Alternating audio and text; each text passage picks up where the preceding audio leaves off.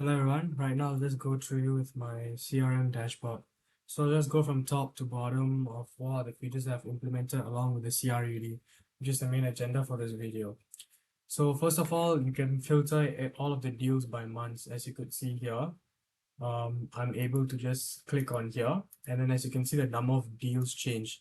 And the reason why this happens is because there's actually a set date in each deal of when do you want it to happen. So it'll just filter it by that. And not only that, you could see here that there's even average deal value, pipeline velocity, even conversion rates, and even those can be filtered. So let's say I just want to see the conversion rates for a whole year, or 6 months, 3 months, or even a month.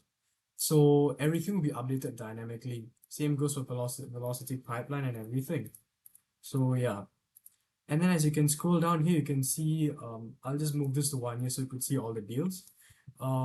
That reminds me, so let's say you're looking only 3 months, all the other deals will disappear so that you can only focus on what are the deals that you need to look for in the upcoming dates. And also, as I've told you, everything just updates as and when needed to. So let me just move it back to a whole year once again. And then in here, everything updates dynamically, even into the backend. So for an example, let me move all of these to just proposing. And we can look through the database that there will be no prospecting or qualifying.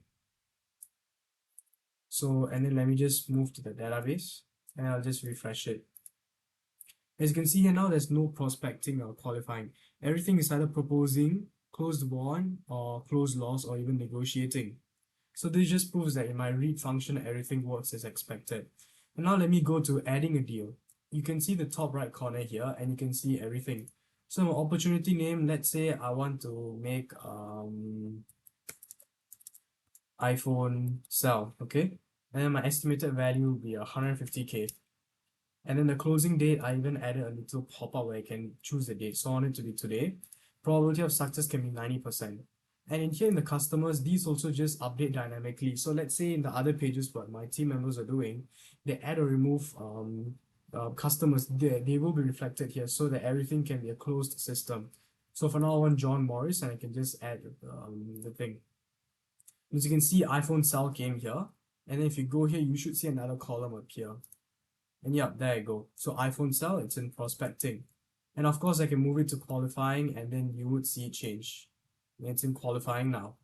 So that proves my creating also. Now let's look at editing.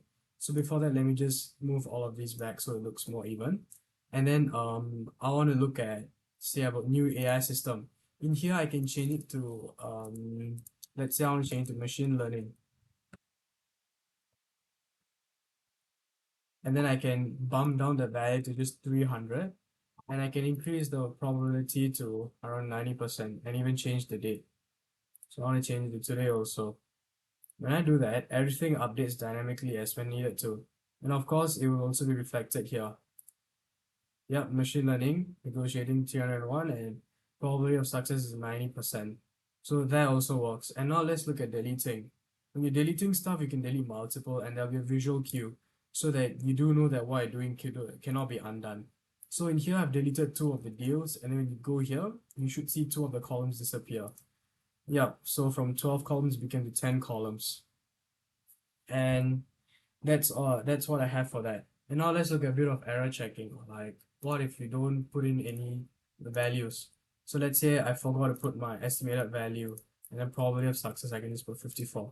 It will tell you that it needs to be a positive number. So, and then I can just not put anything in my probability of success. It's saying that it needs to be a value between 0 to 100.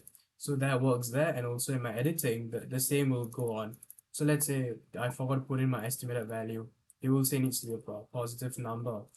So let me just put some numbers. Then let me go probability of success.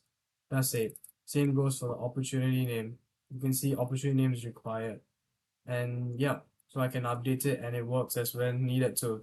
So this is just a quick overview, and of course I still need to do work on more of it, but this is just a quick rundown of what I've been doing. Thank you.